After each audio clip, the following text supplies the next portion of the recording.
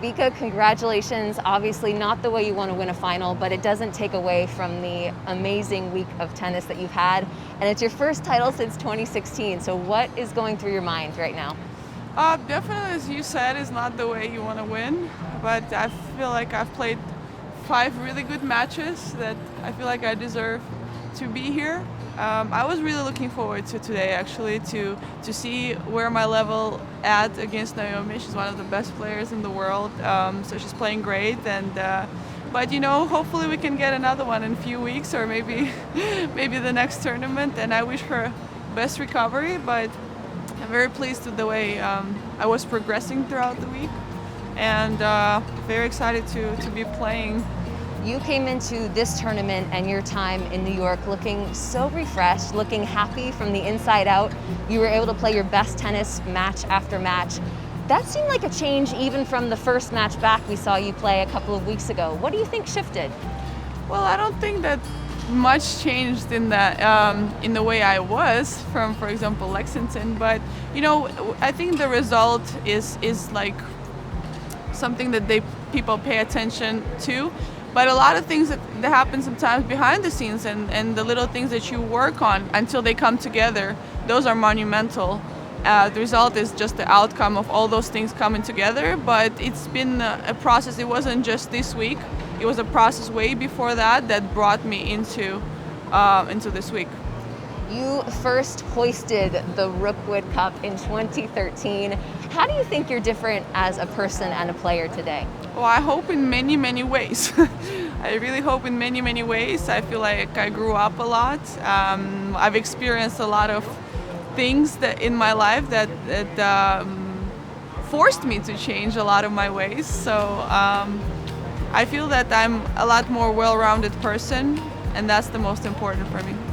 Nothing makes your face light up more than talking about Leo. And you also said this week that there were a couple of times over the past couple of years that you actually considered retiring. Did having him and having something bigger and having that perspective give you that extra perseverance? It gives a different perspective. It gives,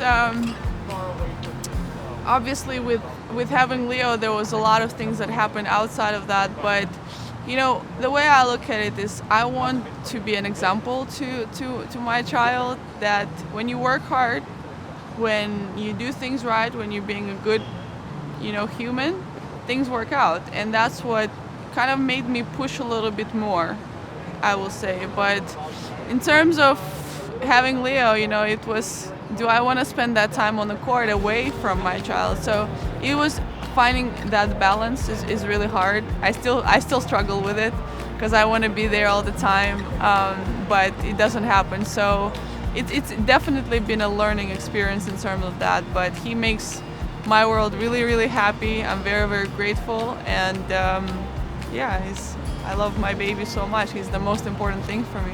You had a nice talk with Naomi as well. Was that a special moment after the trophy ceremony?